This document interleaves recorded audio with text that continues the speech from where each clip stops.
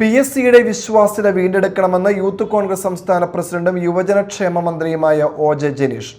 PSC മൂല്യനിർണ്ണയത്തെ സംബന്ധിച്ച് പുറത്തുവരുന്ന വാർത്തകൾ അതീവ ഗുരുതരമാണെന്നും ആസൂത്രണ ബോർഡിലേക്ക് നടന്ന പരീക്ഷയിൽ 10 ചോദ്യങ്ങൾക്ക് ഉത്തരങ്ങൾ മൂല്യനിർണ്ണയത്തിൽ പരിശോധിക്കാൻ വിട്ടുപോകുന്നത് അംഗീകരിക്കാൻ കഴിയില്ലെന്നും ജനീഷ് പറഞ്ഞു.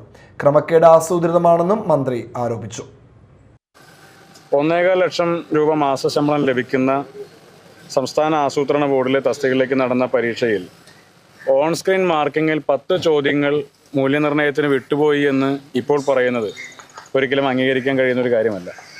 228 പേർ എഴുതിയ പരീക്ഷയുടെ മാർക്ക് ലിസ്റ്റിൽ മാർക്കിൽ ഓൺ സ്ക്രീൻ മാർക്കിങ്ങിലേക്ക് നൽകിയ ഉത്തര പേപ്പറിൽ നിന്ന് വിട്ടുപോയി എന്ന ന്യായം ഇപ്പോൾ പറയുമ്പോൾ 1 വർഷക്കാലം മുമ്പ് ഈ ലിസ്റ്റിൻ്റെ അടിസ്ഥാനത്തിൽ നിയമനം പോലും നടന്നു എന്നുള്ളത് വളരെ ഗൗരവകരമായൊരു കാര്യം കൂടിയാണ്.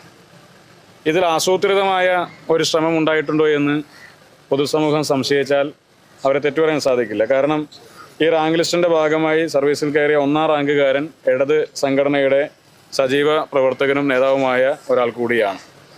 ഇത്തരത്തിൽ നിയമനം നേടിയ ആളുകളെ സംബന്ധിച്ച് മുഴുവൻ ഉത്തരങ്ങളും പരിശോധിക്കപ്പെട്ടിട്ടില്ല എന്നുള്ള സാഹചര്യത്തിൽ നിലവിൽ പ്രസിദ്ധീകരിക്കപ്പെട്ട റാങ്ക് പട്ടികയുടെ അടിസ്ഥാനത്തിൽ ജോലിയിൽ പ്രവേശിച്ച ആളുകളുടെ നിയമനം റദ്ദ് ചെയ്യണമെന്നുള്ളതാണ് യൂത്ത് കോൺഗ്രസിൻ്റെ നിലപാട്.